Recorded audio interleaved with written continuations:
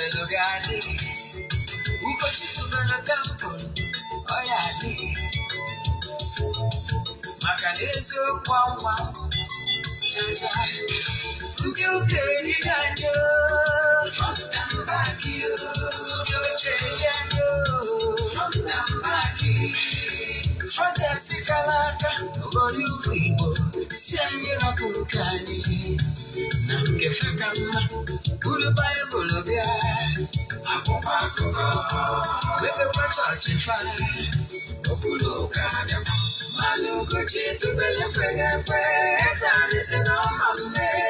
Ọdịnala amanwụ. Ọma mmuchacha. Oge ọbụla ọ na-eti. Ọ nọ na nkuzi. Chukwu ọbịa ma gbaa ume. Ọdịnala ya dị.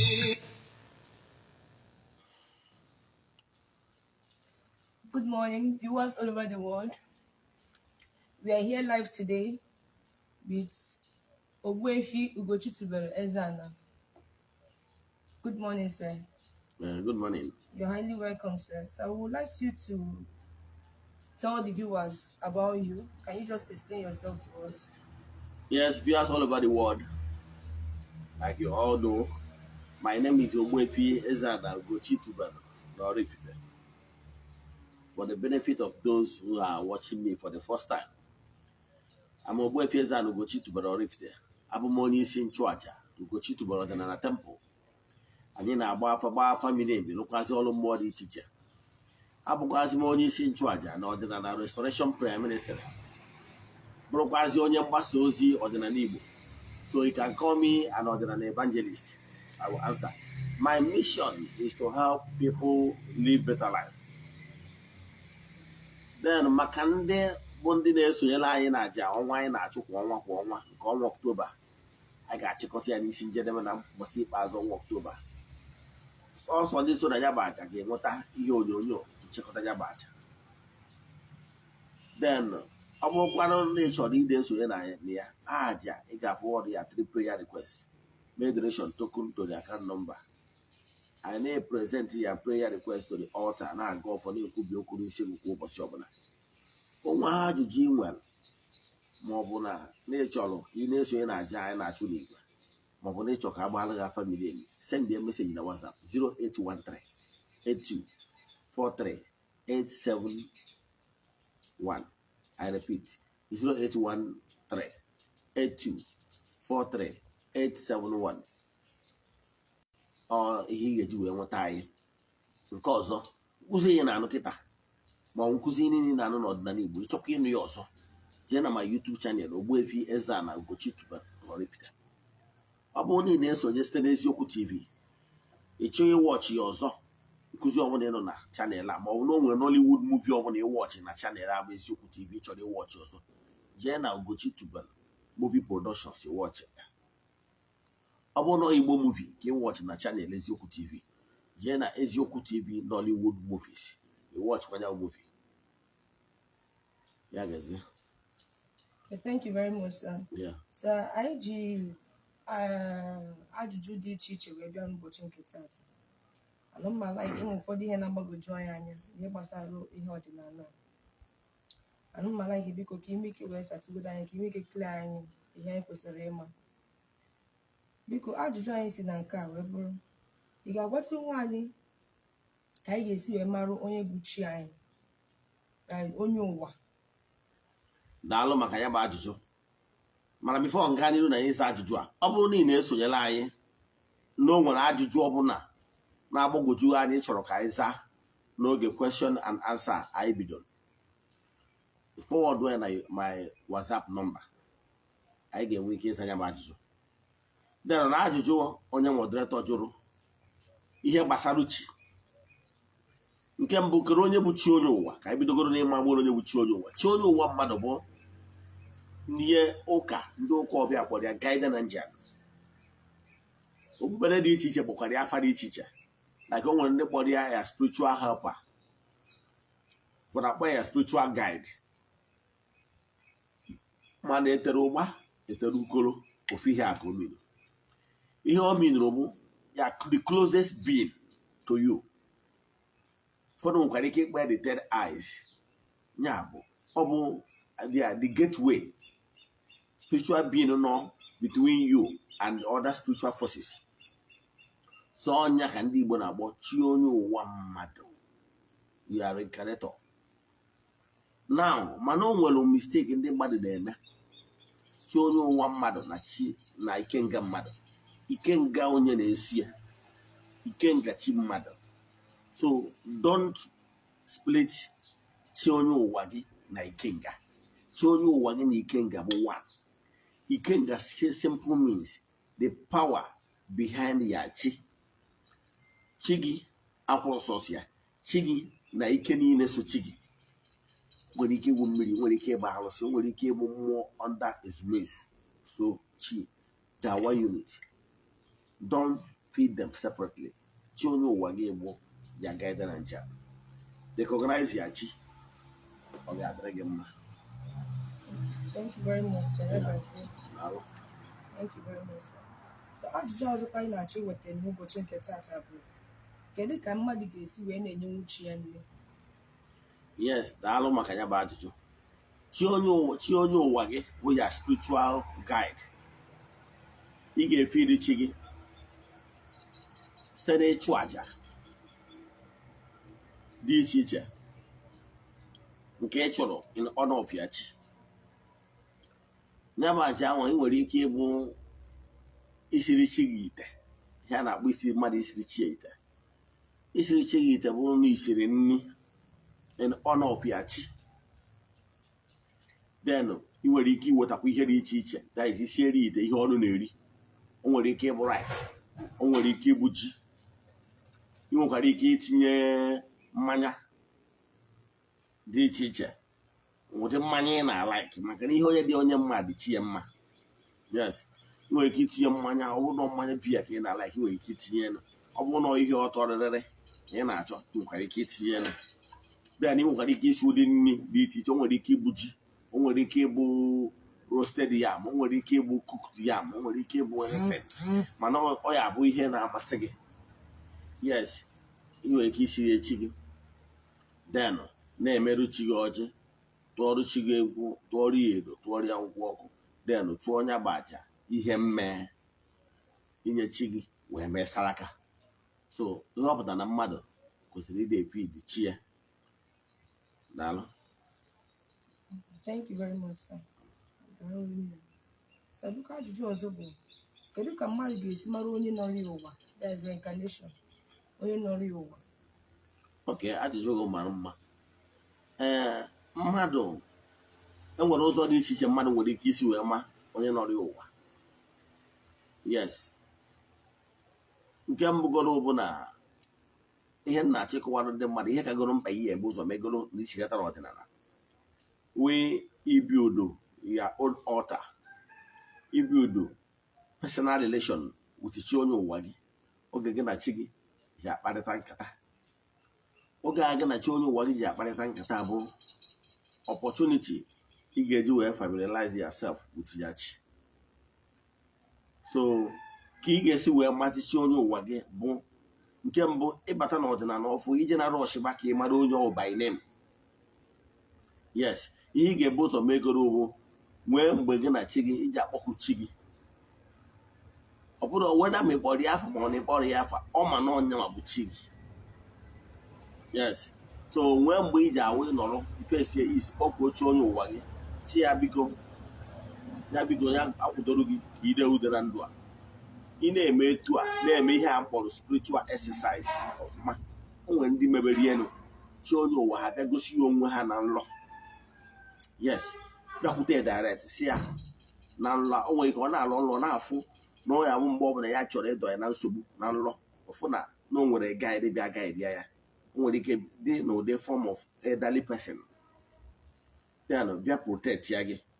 Now, ọ bụrụ na ịwụgoro onye develop go spiritual consciousness, if you nwere ike ibido chụwa ya ajụ, who are you?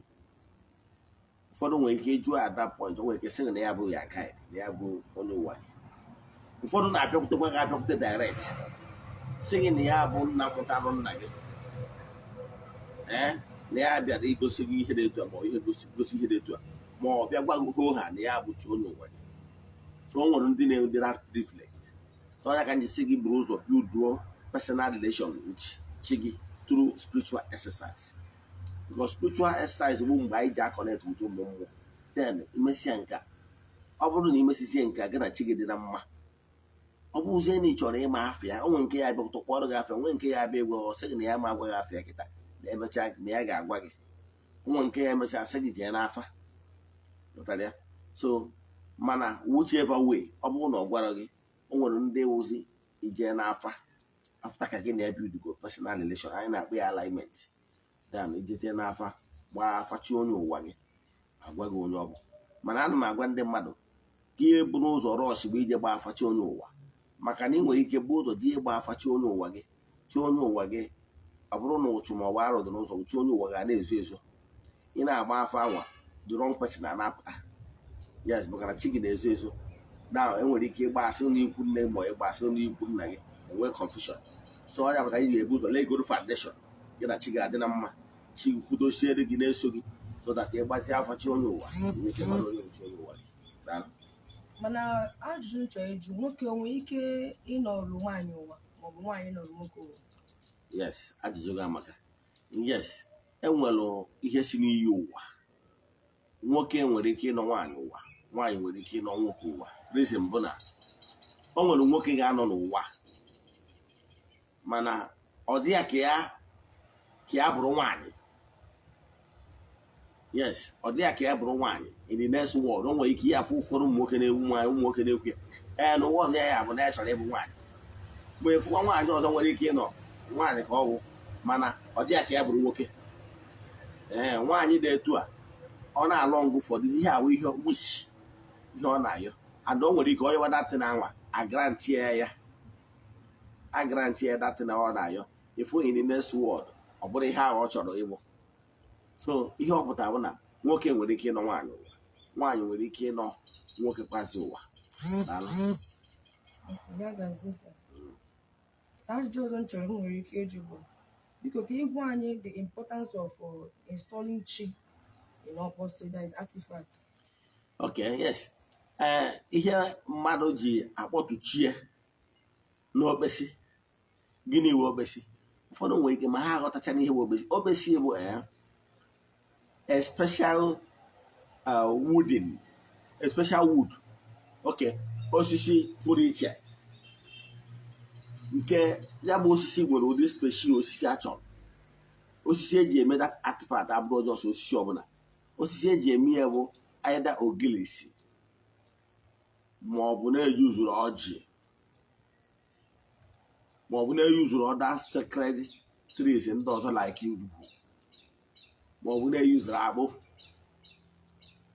Yes, ihe a bụ sacred trees on their own. Those sacred trees on their own na absorb na attract spirits on their own. Ọnya kpatalụ na ụmụ mmụọ na-ebibu n'osisi dị etu a originally. Ụmụ mmụọ na-ebibu n'osisi dị etu a. Ọnya kpatara nwere ike ịfụ ebe edewere ngwu amawa ya akwa ma ọ bụ ịfụ ebe edewere aba akpụkpụ amawa ya akwa ma ọ bụ ọjị. Ihe mere mgbe a mawara ya akwa bụ na activate the spirits nọ there. So ụmụ osisi ndị a ka eji akpọtụ chi maka na originally osisi mmụọ na-ebi na ya. So ọ bụrụ na ị chọrọ ịkpọtụ chi gị n'obesi now ịchekwa onye maara anya ya ọkpọtụoru chi gị n'obesi. Mana ana m recommend na ọ bụrụ na ị chọrọ ịkpọtụ chi gị n'obesi ya bụrụ na ị ga-adọba ya be gị. Yes, ọ bụrụ na ya kpọtụ ọ bụrụ na ị nọ na mba nwere kpọtụo chi gị n'obesi debe na be gị gwa ya gụdori ya gụ ya niile echekwa ncha na mgbe ọ bụla ịbata na ị ga na-abịa echukwu ya n'obesi awa. Yes, ị nwere ike kpọtụchu n'obesi dọtara ya. A na-eme etu anwa ndị ụka si awụfara weta oriri nsọ ịma nọ achịcha ndị sista arụrụ mana ọ nọ etinyere ya yeast. Ọ bụ achịcha ekoghị eko. Okwu bi okwu ndo dị asọ dazi okwu ọ na-ekwu n'oge maasị bido jeneflet wee sị na Jizọs agbatago na achịcha anwa. Etu anwa ka ndị ọdịnala si akpọtụkwa mmụọ ka mmụọ banye n'ime ya bụ osisi. Etu ahụ isi kwenye, yes gị nwanne m anya, etu ahụ isi kwenye na fada kpọtụrụ chukwu ahụ ndị ụka ahụ n'ime achịcha. Etu a ka ndị ọdịnala si kwenye na mmadụ nwere ike ịkpọtụ mmụọ na okpesi mee ya install na okpesi tụdakachi ya anọrọ ya nso tụtụ ọbụla oje tụọ ya nzu ma ya nyaghachi ya karịa. Enwere ike ime ya. Daalụ. m na-ewetakwa aka n'ihe gbasara inye chi nne. Biko kedu ị ga-agwatụ anyị ka a ga-esi enye chi nne? A na-enye n'arọ ka ọ na ọnwa ka ọ n'ụbọchị niile? Ka ime ike kọwatụla anyị dụ. Inye chi nne dị n'ụzọ dị iche iche esi enye chi nne. Ọ bụrụ na ị chọrọ inye chi gị nne, o nwere ndị na-odipendụrụ ụdị ndị ị chọrọ inye ya. Ọ bụrụ na aja ihe mmee bụ ihe igbupụrụ ọbara, daizi n'ime ihe dịka ọkụkọ maọbụ ewu ma ọ karịa. Yes, iche ime nka aja ihe mmee. Yes, a gwara gị na enwere ụzọ dị iche iche mmadụ si achụ aja, mana ọ bụrụ aja ihe mmee, o nwere ndị na-achụ ya bụ aja n'onwe ha ga-ejiri aka ha chụọ ya bụ aja, ma ọ bụrụ na onye ahụ maka esi eme ya. Denụ mana ọ gwara ndị nwere ike ọ bụrụ na ha amara ka esi eme ya, ma ọkwa na ha ama ka esi eme ya mana ha na-ebetara aka edeghị anya na ha n'obodo oyibo, ma ọ nọ ha nọ na nnukwu siti, ma ọ na ha nọ na environment adịrọ conducive na ha ga-eji aka eme uru onwe ha. Ha nwere ike ingeji mmadụ ka mmadụ meela ha. Den na bezie na ha mmiri ha ọfụ na mmadụ nwere ike ire echikwachi ya. Ọ ga na-echukwachi gị ka aka gị kwere gị, ka chi gị si emere gị ihe. O nwere ndị nwere na-echukwachi ha once in 4 months, nwee ndị na-echukwachi ha once in 3 months, nwee ndị na-echukwa once in 2 months, nwee ndị na-echukwa every month. Yes, mana if you ask me, ana m echukwachi every month. Edago maka na enyejuo dibịa afọ ọ bụọ mgbọrọgwụ na ajọ ọfịa. Mmụọ na-enyechi m ihe na-emesara aka, maka na mgbe ọ na nyechi m ihe m memesara aka suelu ebute anya gba ọkụ isi nye na echi bute mmanya ndị mmadụ erie ma ṅụọ. Yes, mkpụrụ obi ọbụla na-achụ aja ihe anaghị efunarị ya. So ana m eme every month, mana ọ bụrụ iwu na ị ga-eme every month ma ọ bụrụ na aka gị ezuru ide eme ya bụ every month. Daalụ. Nke ajụjụ ọzọ anyị na-eweta n'ihe gbasara okpesi chi. Ọ dị mma ka a na-edesi ya na be dibịa? Ka ị nwee ihe ịmụta ịgwatụ anyị gbasara idese chi okpesi chi na be dibịa. Daalụ maka ya bụ ajụjụ. Nke bụ eziokwu bụ na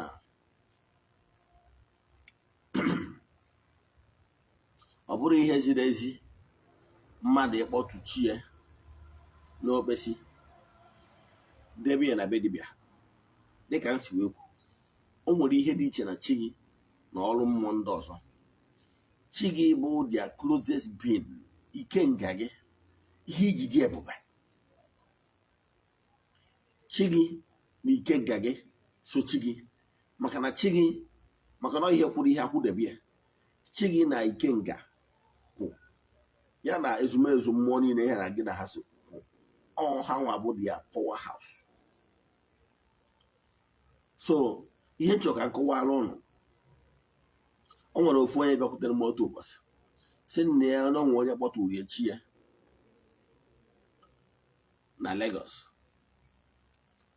Denụ ebe aka kpọtụrụ ya chi n'obesi wee dobe ya na nke nwa dibịa nwaanyị na ọ dọbara ya ebe anwa. So na ọ na-abụja chi inye chi enyi maka na ebe ya bi na Lagos na ya bi na be mmadụ, and ịma na onye bi na be mmadụ ada akụ flawa. So na e nwere conducive environment ebe ya adọba okpesi chi ya wee si dibịa na-arụrụ ya ọrụ ya gbọtụ ori echie n'okpesi dọba ya na bie. O wee dọba ya na bie, ọ na-emezi kịta the other time na onwe mgbe nwaanyị anọkọta wee zie ya ozi si ya na ọ ga na-akwụkwọ ụgwọ every year for the space o kretiri ebe ọkụpanyere ebe chi okpesi chi ya nwa ọkụpanyere na bie, na ọ ga na-akwụzi 40,000 per annum. Ọ bụrụ na ọ ma akwụ 40,000 per annum ya bụrụ ya. At that point in time nyanwa na onwe ya adịgo dizie confused wee na-ajụ m ụfọdụ uru ka m gwa ihe nsara ya. mana ihe na-achịkọwara gị bụ onye ọma na-ege ntị bụ it doesn't make sense ma ị kpọtuo chi gị n'ike nga gị n'obesi jee dobe ya na be nwa dibịa. It doesn't make sense. Yes, ka m gwa ya nwere onwe mma atụ mgbe m bidoro ime dibịa mgbe m bidogoro n'ọdịnala natachiata n'ọdịnala akpọtụrụ chi m n'obesi. Yes, akpọtụrụ chi m n'obesi dobe ya na be nna m special place ụmụ m wepụtara ebe ndọbara ya nọrọ Abuja dead na-emekwa nọ some months mgbe ụfọdụ nọ a month mgbe ụfọdụ anọ m 2 months o dipendịrị anata m abụka m bịa chukwa chi m anachiakwa m ihe a ka m na-eme. Yes, nnata mgba m na ntata mgba ya egbuo m anụ tụọ ya nzu gwakwa ya na nnọkwa Abuja na mgbede etu a na mbatakwa na mma bịakwa bịa chukwa ya. Ọ bụrụ ihe akpara akpa ụdị abalị ọhụrụ nwere ebe idebere ya na be nna gị wee jezie ọrụ oyibo na-emekwa ịnọkọ nata nke abalị. Mana ọ bụrụ na ime travel ma ọ bụ na imerọ travel ịrụọ ya dibịa alụ ọrụ ya dobe ya na be dibịa ije ebe anwa ihe ị na-eme abụrụ the best. In fact, ọ mee benefit more. Nkwụsị ya ebe a ihe nna-achị kọwara ka nkọwagodo ha akọ ka i wee ghọta the idea of ihe kpọtụchi n'obesi mere maka o nwere ike ịghọtara and ọ maka ihe na ịghọtara ya ya nwee ike ịma the right thing to do. Ndị ụka Rom ka nwere ndị ụka Rom maatụ o nwere ihe a na-akpọ ajamas na ajamas ya bụ the highest mmemme ha na-eme na mas ha na-akpọ Eucharist, mmemme Eucharist. Now mmemme Eucharist ya bụ mmemme ha belivuru n'onye ha bụ kacha mmemme niile a na-eme n'ụka Rom. Ha na-asị nọ mmemme ha ji fada ha ji akpọtu chukwu ha Jizọs ha bịa nọrọ in their midst. So mgbe anwa fada ahụ wetara oriri nsọ anwa ndị sista lụrụ achịcha flọ etinyere yeast okoroko. So mgbe ahụ ọ beziri imienụ ihe anyị na-eme bụ abịa na ya bụ na n'oge enweriri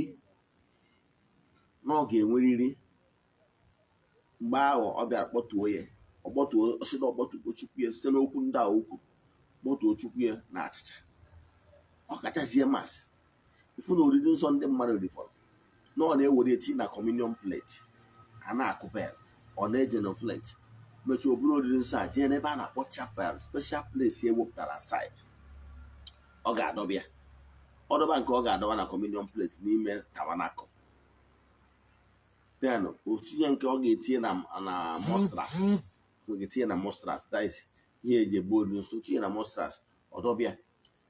Ihe eji m ewu na obelivru na ụtụ okpukpere ha na ha kpọtụrụ chukwu ha ka o binyere ndị nke ya na mgbe ha debere ya ebe anwa ndị mmadụ ejezi na chapel ejesi gburu ala didere ala na-akụ isi n'ala na-ekpe ekpere na-ayọchi ha.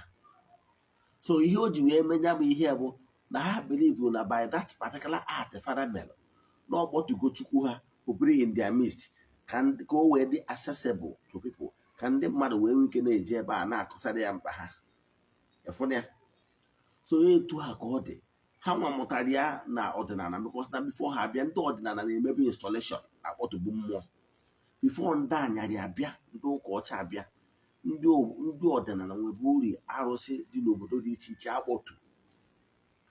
Etu ha ka ọ dịkwa before ndị anyarị abịa ndị Igbo na-akpọtụbu mmụọ ma okwu mmụọ ma okwu ala kpọtụkwuo mmụọ n'obesi kpatalụ mgbe buru gboo na nwaanyị na-eji ije edi na-ebu okwuchie ya okwu mmụọ ya na ezumezu mmụọ ya wee na-eji ije edi.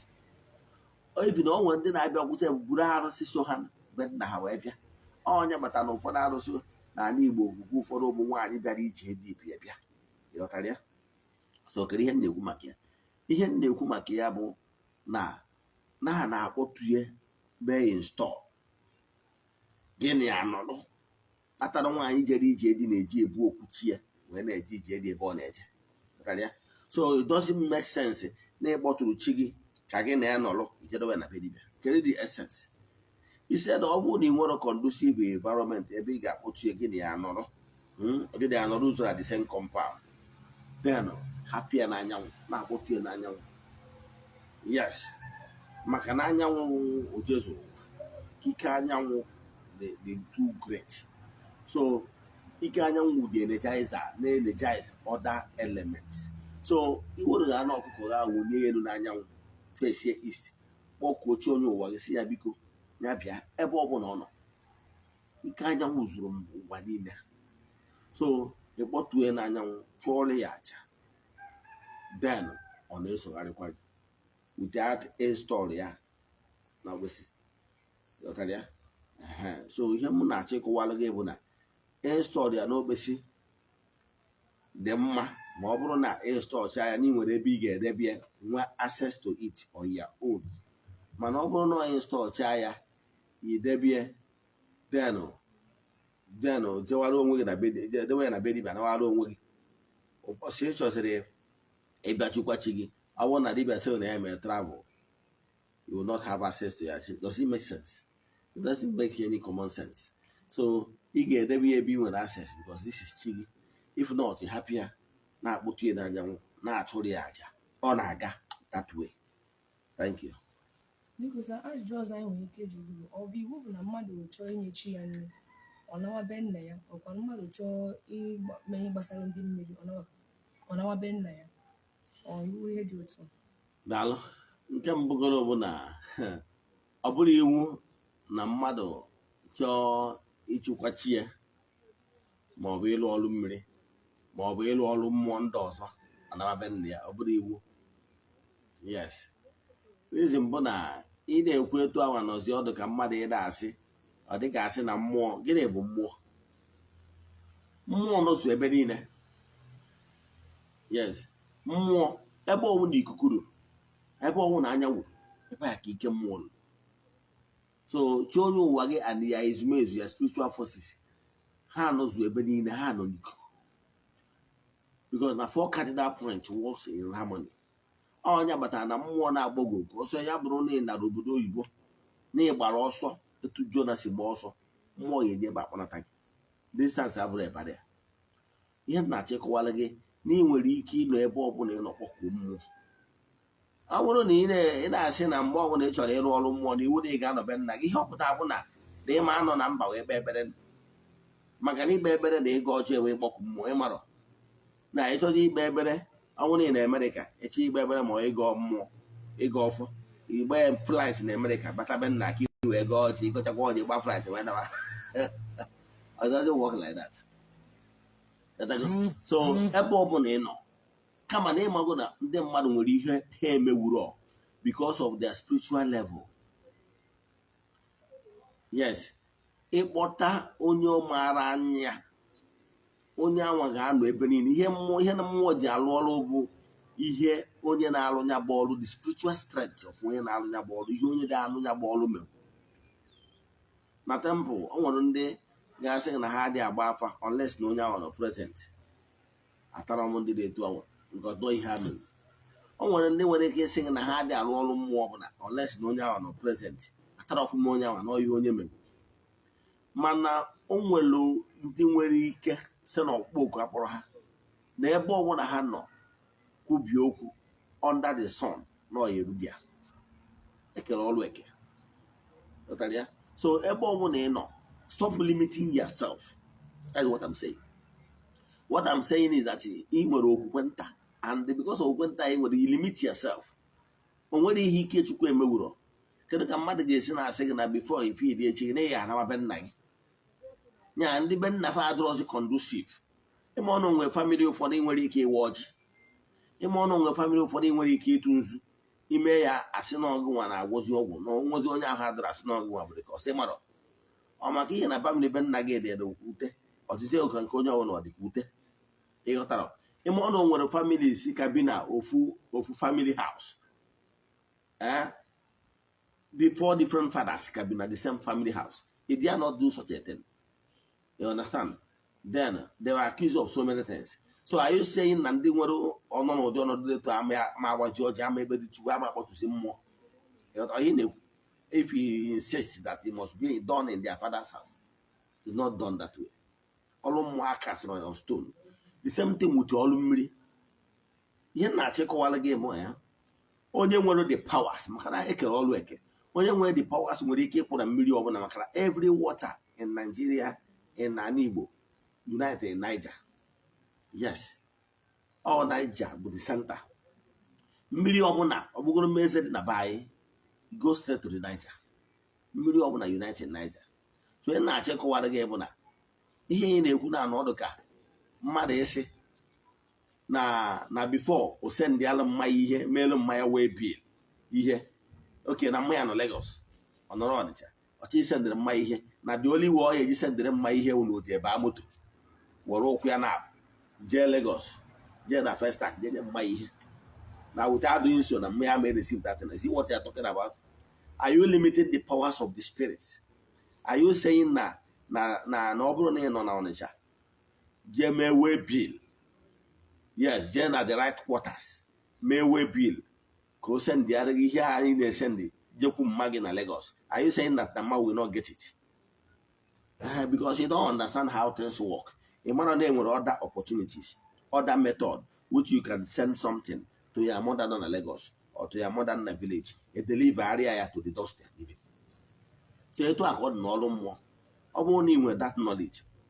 Ị ga-ama na o nwere ka ị ga-esi wee rụọ ọrụ mmụọ nọ na mmiri ọbụla ị nọ because of spiritual strength ị nwere sọmọ nọ mmiri so onye anwa tụọ onye bụ aja edeliva ya ihe ị ga-eme bụ na ị ga-akpọ mmiri ya na mmiri a na-erikọ ịkwụrụ na mmiri ya na mmiri a na-erikọ ịkpọọ ya si ya n'aha Chukwu Okike nke pụrụ ime ihe niile niile edeliva meseji a na aja ya na-akwa ya na mmiri a belong to mmiri dị etu a and not for the purpose of ịkwụ ngọ so person. It did offer. Okay. Makana, what you don't know is only a mistake to you. Thank you. Okay, thank you very much. Dalụrụ Ogbuefi Eze-Ana Ugochi tubelu. Ka anyị na-aga n'iru ịmatakwa ihe gbasara ikenga na ikengachi. Biko nwere ike ịkọwara anyị ihe bụ ikenga ma ọ bụ ikengachi. Daalụ maka ya bụ ajụjụ. Ikenga dịka nsogbu bụ ori na mbụ kwutu obere. Ikenga represent the force. Onye ka ị na-anụ ka ndị mmadụ na-ekwu aka ikenga. That is the spirit, the strong power. So ndị mmadụ na-eme mistake ha bịa ha na-ekewa ikenga ya na chi ha ka m bịa akọwara ihe ikenga ya ọcha. Enwere ikenga agwụ. Ikenga agwụ bụ the power soja bụ agwụ gị agwụ ikwu nne agwụ ikwu nna ịghọtara ya agwụ nwere ikenga. Now, etu a ka ọ dịkwu ndị ichie ebe na ije na Obi Eze-Ana Ugochi tubelu ị ga-afụ ezumezu ndị ichie ifuzie ikenga ndị ichie ịghọtara ya etu a ka ọ dịkwa na chi na-akpọtụkwara chi onye ụwa gị n'obesi then a ga-enwe ọ bụrụ na ọchị onye ụwa mogbu onye nze efu ya na ka ọ nọ n'ochie then kpurukwa okpuru ede ya asị onye nze ọ bụ maka na nna mụtara nna m nọrọ n'ụwa bụ onye nze. Now efu ya efukwa ikenga ya so ka m wachara ya akwa efukwa ikenga ya I bind them together because they are one and ever since I feed them as one. So stop splitting ikenga na chi gị ime etu ahụ efu na dibịa iyi na-eje na ya dị ignorant o nwere ike sị gị ife ide chi gị iche ife ide ikenga gị iche and I can tell you stop splitting them. Ikenga will represent the forces and powers not behind the chi. That is a smash. So unite them. Na-efidi kọ ha ọnụ ka ha na-alụkọ ọrụ ọnụ maka na igwe pike. So ikenga bụ power not behind every spiritual force. They are one. Okay. Biko nwere ajụjụ ọzọ anyị chọrọ ịjụ. Ajụjụ a dịkwa oke mkpa. Biko ọ bụ iwu bụ na onye chọrọ inye chi ya nri ọ kpọọ ya n'afọ ya wee nye chi ya nri? Daalụ. Enwere ọtụtụ ndị ihe nghọtahie ndị mmadụ na-enwe ọtụtụ ndị mmadụ nwere ike onye batagoro n'ọdịnala ozugbo ozugbo ọchụma ka ọ mara afa chi onye ụwa ya si a ịmata na afa onye nọrọ ụwa bụ Okeke Agbaoke nna mụtara nne gị. How does that one solve your problem? Example now, ịdị down ihe misfortune na-abịara gị aka nne aka ekpe disfavor, as in ịdị enwe favor, ịkpa asị, negativity juru ahụ. Kedu ịmata na onye nọrọ ụwa bụ Okeke Agbaoke nna mụtara nna gị nna mụtara nne gị? How does this solve your problem? Ihe a bụrụ ihe ị niile as a beginner. Ị ma hapụ isi na-agwọrọ ike ajụ na ihe ị kwesịrị ime izi bụ ịbatagoro n'ọdịnala, align all with your spiritual forces by spiritual exercise. Ịkpọkụsie chi onye ụwa gị, ịkpọkụcha chi onye ụwa gị na mmụọ niile gị na-asụ. Ị mara afịa, yes, ịma afịa abụrụ ndị ahụ the most important thing, maka na chi onye ụwa gị ma gị, ọ gwa na ọnya anyị nọrọ n'ụwa. So ihe izi ị ga-ebu ụzọ megoro bụ ịgbagoro afa, marụgoro ihe bụ ogbochi ụzọ gị, mara ihe kpatara na chi gị anọrọ ọrụ, mara ihe kpatara chi gị ji gbakọdo gị azụ. Ịgbasịa afa nwere ike reviluo n'ọgwọ mpụ na ọtụnọ, yes, na alụ ahụ imere mgbe ị dị n'ụmụazị, na that your cousin that you have been sleeping with, yes, ma that your nephew gị na-sleep with, ma ọ bụ na nwunye mmadụ anyị na-eje edina n'oso n'ihe bụ alụ nọ n'ụzọ gị, ma ọ bụ na akwa ọbara niile na-ekwe aka ọbara na ọnya ogbochi, maka na ọ bụrụ abụrụ agụrụ ọnwa na agụbatu.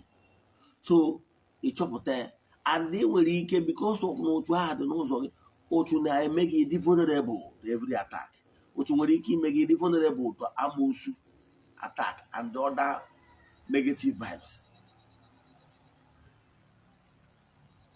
So ihe ị ga-eme mgbe ahụ bụ ịgba nkịtị, gbagara afa, mara otu dị n'ụzọ gị, maazị otu dị n'ụzọ gị, ịsọvụọ data otu ahụ dị n'ụzọ gị, ịsọvụchadị data otu ahụ dị n'ụzọ gị before ikwube eziokwu ihe ịgba afọ onye ụwa. Maka na otu ahụ dị n'ụzọ gị, ọ ga-eme gị ịgba afọ onye ụwa, ọ na-ada na mmadụ ga-anwụ. Ịgba afọ onye ụwa, the right person na-ama apụta mgbe anyị na-akpọrọ gị n'isi ma ọ bụ n'osi n'ekwu nna, imegidizi dị confuse gị nwa na-ene ma yes, nwere ụfọdụ n'ime ụlọ dịgoro confuse, eji ebe asị ya na onye eji ebe asị ihe kpatara ya bụ na chi gị na-ezo ezo, ọ na-apụta. So whereby na the real owner of your chi onye ụwa is not showing, any other phantoms, any other person can come and lay claim. Ka mma alụ atụ gị nwa na-insist na a ga-akpọrịrị afa etu ya nọ, ọ bụrụ na ibi na ya dị, i wee pụta wee na-eje ahịa, aha nwa gị bụ Chinedu, mmadụ wee pụta wee kpọọ ba Chinedu, biko bịa ka nzie gị, ọkwa ị ga-ene anya n'azụ, ọkwa ị ga-echigata, ọ gbara afa gị mana ọ gbara ba Chinedu, i wee n'anya ịmụrụ na iwere ihe ọkụ ka enu etu a nnọ kịta, nwere ihe ọkụ ka enu wee sị chi onye ụwa m na m nwa taata bụ ụbọchị orie na-agbakọ ngụwu chi onye ụwa m na mbụ gbaa afa m efu Chukwu nọnyere m enwe na m Ogbuefi Eze-Ana Ugochi tubelu nwa enye obi enweela onye ọbụla bụ chi onye ụwa m biko gbadata. Ịma ọ na chi onye ụwa m ya gbadata maka na ọma edefine go m ya dị wee ọ ga-esi gbana ọnya ka a na-akpọ ka mmakwa atụ. Ịma ndị ma nkụzi m na nna like ihe ọmụma atụ ka mma atụ. Ọ bụrụ na ijere asịrị parents niile mụtara nwa bịa na skuul, i wee jee asị parent wee ruo ebe a wee sị kpaa afa nwa gị lese na afa gị bụ Chinedu Obi, ewee kpaa aha nwa gị bụ Ifeanyi Nwa Obi, si nne parents nne Chinedu Obi, ọka iwu Chinedu Obi, aha nwa gị bụ Ifeanyi Nwa Obi, ewee sị parents Ifeanyi Nwa Obi biko gbagota na Ifeanyi Nwa Obi onye oraifite gbagota na n'elu podium, ihe agbago ọkwa ihe agbago agbara afa gị, gịnị mere iji gbago? Ihe ịgbago ọnwụ na-agbara afa nwa gị ọkwa ya which is the present my dear. Etu a ka ọ ga-abụ iweri gị anụ ọkụkọ elu kpọọ ha n'afa m, kpọọ my son name, kpọọ nwa onye mbụ, kpọọ chi onye bụ chi onye ụwa m, ya gbarata ọgbarata dị. So ọ bụrụ ọwụda ma ị kpọrọ afa instead of ihe dị na mmụọ dị very logical. Ọ mara ịkpọ ha na the wrong person afa, the real person will not come because ọ bụrụ afa ka ịkpọ. So to be on the safe side, don't call anybody name. kpọọ chi onye ụwa, onye bụ chi onye ụwa m na mbụ nwa Okeke Amaoke onye Ogidi, onye bụ chi onye ụwa m biko gbadata, ya gbadata bịa were oke. Ọ gbadatazie a gị na ya rikọ, efugie gị na ebidigo relationship, ifu na ọ ga na-esogharịzi gị mgbe ọbụla ị dịzi redi ịgba afọ onye ụwa, agbagha n'afọ onye ụwa ghọpụta, maka na ọ dịgo closer to you. Daalụ. Daalụ nne Ogbuefi Eze-Ana Ugochi tubelu. Anyị na-ekelekwa gị na nkụzi nke ịkụziri anyị n'ụbọchị nke taata. And anyị makwa na anyị gwakwa gị ọzọ n'ihi emekwa na anyị nke kachasị ukwuu, because anyị nwere so many things na-agbagwoju anyị anya. Biko o nweghị ihe inwe ike ịgwa ndị Igbo niile nọ na mba niile dị iche iche, or everybody and the whole world, in the whole world, o nwere ike inwe ike ịgwafa ihe gbasara nkụzi taa? Daalụ ụmụ Igbo, ekelego m onye ukwu ma kene onye nta ndị na-anụ olu m, na-asị nwa ụlọ Igbo gị chighatakwa n'ọdịnala n'ụwa ụzọ ndụ, na-achụ àjà, na-aga ọfọ, na-esonyekwara anyị n'oge awa nke eziokwu. Ihe ọzọ dị nnukwute mkpa m chọrọ ịgwa gị bụ jee goro dikoda Eziokwu TV. Ihe nchọ ka mmadụ ọkwa bụ na Eziokwu TV bụ ndị na SatView decoder. SatView decoder is free to air. You are not paying dime year in year out. Anyị na-elekwu decoder ya, decoder ya bụ 16,000. Yes, ọ bụrụ na ya bịa n'Oraifite bịa were 16,000. Ịchọkwazi inwe ike adịa wee ego wee biri na ọ bụrụ na ị nọ ebe ọzọ tere aka na ịma abịawu. Ịgotara SatView decoder 16,000. Igoro dish, this DSTV dish, ọ dị ka ebe 10,000 ka a na-ele. Kpọọ onye na-eme installer, ọ mere gị install. Ị ma akwụzi dime again. Yes, and that decoder, SatView decoder, nwere many things. O nwere cartoon, berekete. O nwere foreign films, American films, Chinese films, Indian films. O nwere Nollywood movies. O nwere wrestling. O nwere ma AIT, ma channel, ma TBC, all these channels. Ọ dị berekete. Al Jazeera dịkwa ya. So kedu ihe na-atụfuru ego gị jere eme ụmụ ihe DSTV and eme subscription? Nke ahụ free to air. And with this, it entitled to either watch all our Nollywood movies and ordinary teachings free of charge. Ọ bụrụ na ị n'ozi a, gwazikwa ndị ya dị ọnụ. N'aha Chukwu Okike nke pụrụ ime ihe niile, anyị ekene viewers all over the world, ndị niile sonyere anyị n'oge awa nke eziokwu. Asị m, ana m ekpe ekpere na-aga ọfọ n'isi ndị children of the temple and the friends of the temple, ya na isi ndị niile sonyere anyị na-aja ọnwa Ọktoba. N'aha Chukwu Okike nke pụrụ ime ihe niile, asị nke ihe ọma meela ụnụ. Asị m na onye na-achụ ụnụ ga-ada, onye ụnụ na-achụ ga-adakwazi. Na onye chechara ihe ọjọọ ya eme ụnụ, na onye agha eme onwe ya.